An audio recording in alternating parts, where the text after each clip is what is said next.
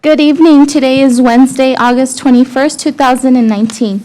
Commissioners Court is meeting for public hearing. Item number 2, receive public comment, both proponents and opponents, on the proposed tax rate for fiscal year 2019 through 2020 for the El Paso County Hospital District.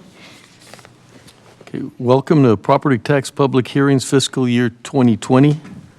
According to Tax Code 26.05, the county may not adopt a tax rate for the El Paso County Hospital District doing business as University Medical Center of El Paso, the hospital district, that exceeds a lower of the rollback tax rate or the effective tax rate calculated as provided by the Texas Property Tax Code 26.04 until it has held 2 public hearings on the proposed tax increase. The tax rate proposed for the hospital district on August 12, 2019 and published on the same date exceeded the lower of the effective or rollback tax rates. All persons, both proponents and opponents of the tax increase, will be afforded adequate opportunity to present their views.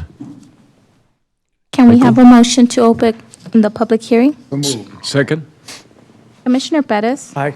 Commissioner Leon? Aye. Commissioner Stout? Aye. Commissioner Robinson? Aye. Judge Samaniego? Aye. Motion carries.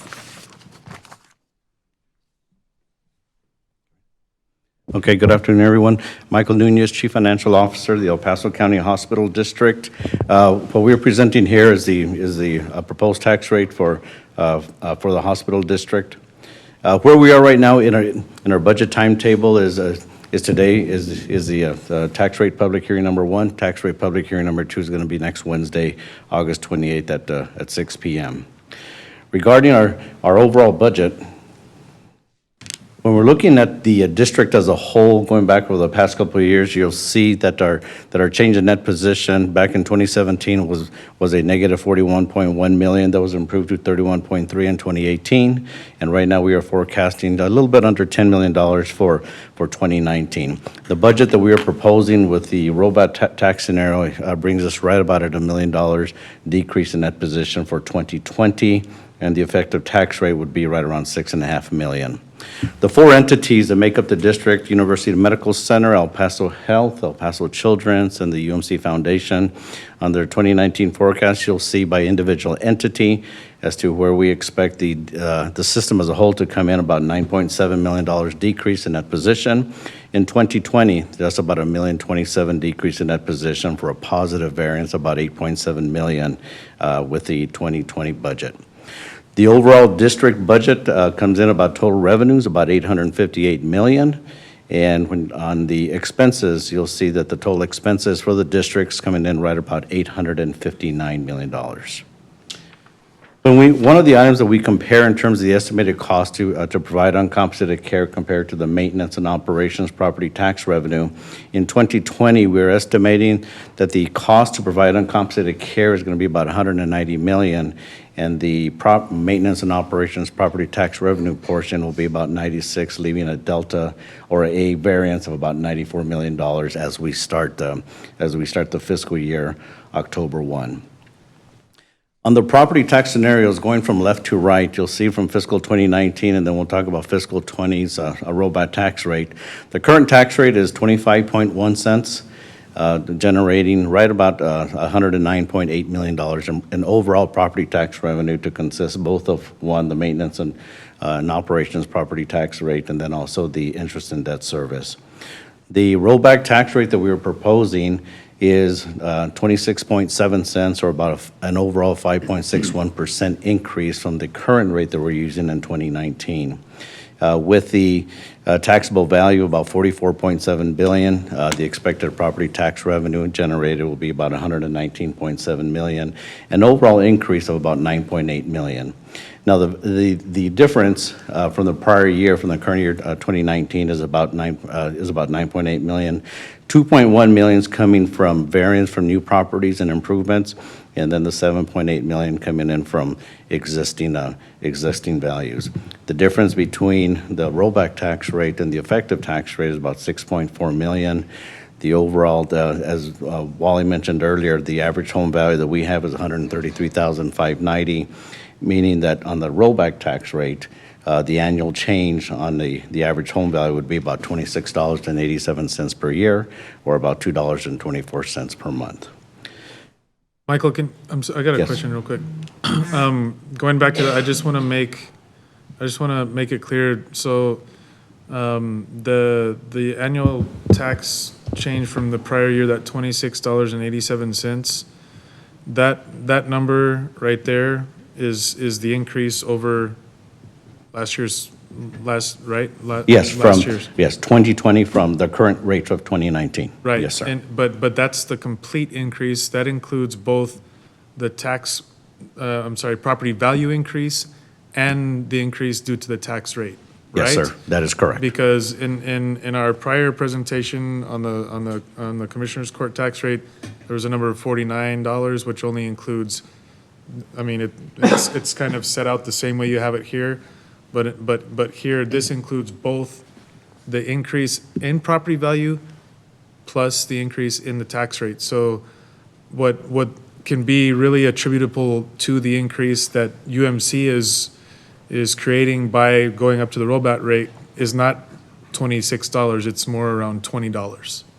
If you're breaking out the components, and perhaps for next week's presentation, I can actually break out the difference, one between what's the increase in the home value versus the increase in the Because rate. I want to make sure that distinction is very clear to the public, because the $26 is not all completely attributable to UMC's tax rate. That is correct, yes. And about $6.12 of that $26 is attributable to the CAD's increase in valuations. Yes, that's correct. So I'll make that clarification for next Wednesday's presentation. And I think the reason why we had done it like the way it is now is last year, we didn't increase the actual tax rate, but there was an increase in valuation. value. Right? And so we were just trying to be as transparent as Yes, possible. yes. So it might be good just to demonstrate it both ways, but I think that was the intent last year. Okay, yes. Okay, the overall district, when we're looking at the unrestricted cash with the proposed rollback tax position, we do expect that it would be about 47.9 million at the end of 2020. Right now, we're forecasting 2019 to be about 39.8 million. And lastly, on our routine capital budget, overall budget about 13.7 million. UMC is right at $10 million. El Paso Health right under 2.8 million, and El Paso Children's at 950,000 for the capital budget. With that, I'll leave it if there's any other questions regarding the proposal. Commissioners, Commissioner Robinson? Got a couple of simple questions and comments. Are we required to have a county hospital? Under that, I am not sure. Omar?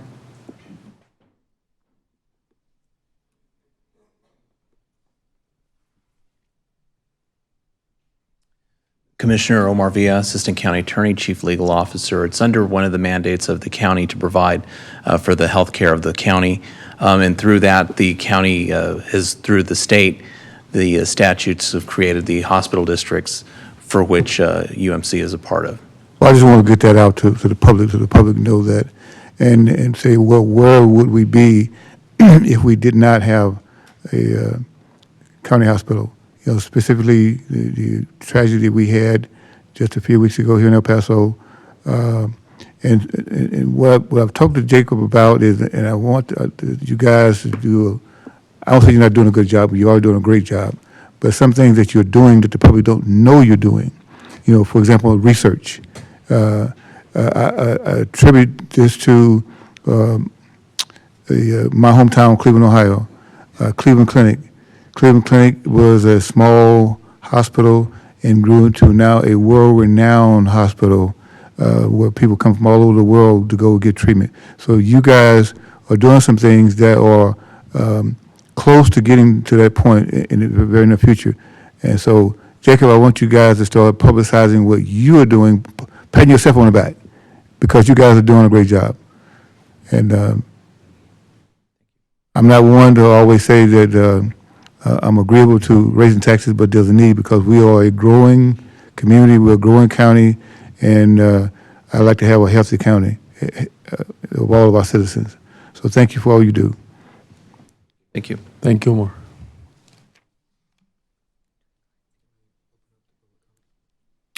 Yeah, we're now open to public comments. We do have one guest signed up to speak today, Mr. Raul Garcia.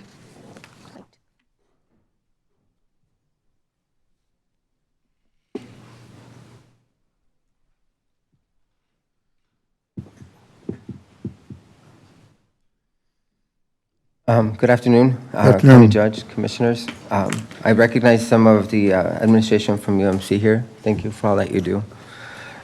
My name is Raul Garcia. I'm a vascular access nurse at UMC and a clinical educator at the University of Texas at El Paso, and also a proud SEIU Texas member. For years, SEIU Texas members have worked closely with UMC leadership to advocate for better wages and better work conditions. While we made great progress in the last 4 years, we're still not providing a living wage for every hospital worker. Everyone who works at the hospital is an integral part of our patient care and the success to our health care delivery. Sadly, we have workers which are seen as underclass who are making far less than $15 an hour. It is too easy to set people's wages as low as possible rather than doing what's right for the workers, our patients, and our hospital in long term, creating a floor that starts with a living wage.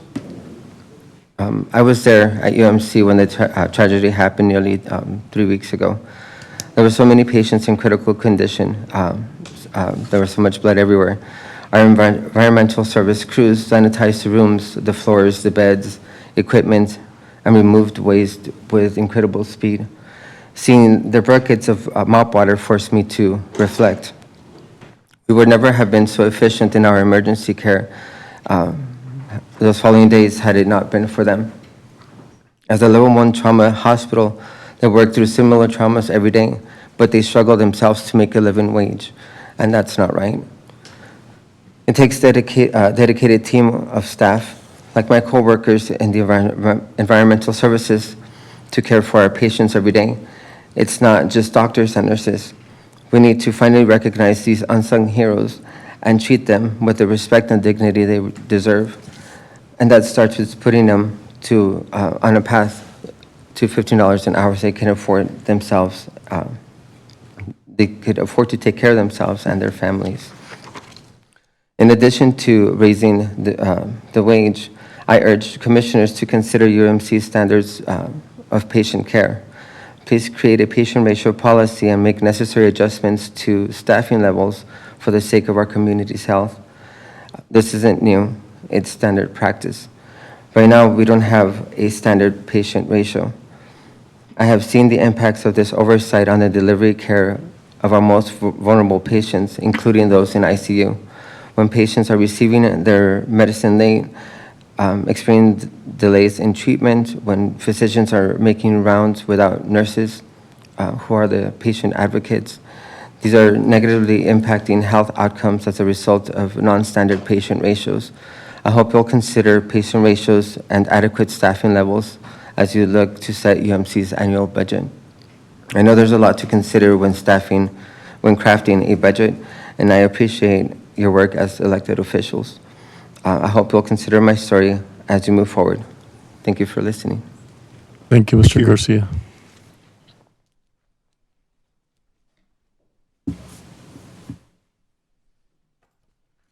At this time, we have no other guests signed up to speak unless there are any members of the public who would like to make a comment. Commissioners.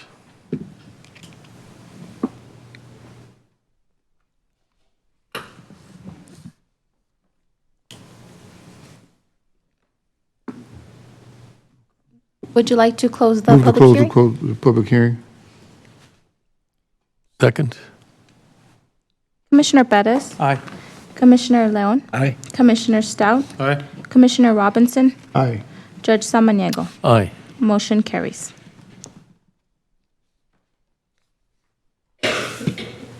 Just last closing remarks. The Commissioners Court will meet on Monday, September 9th, 2019 at 9:30 a.m. in the Commissioners Court Chambers, Room 303 of the County Courthouse Building, 500 East San Antonio Street, El Paso, Texas, 79901, to adopt the 2019 property tax rate for the El Paso County Hospital District, doing business as University Medical Center of El Paso, to be collected during its 2020 fiscal year. Thank you. This completes today's meeting at 6:15 p.m. Thank you.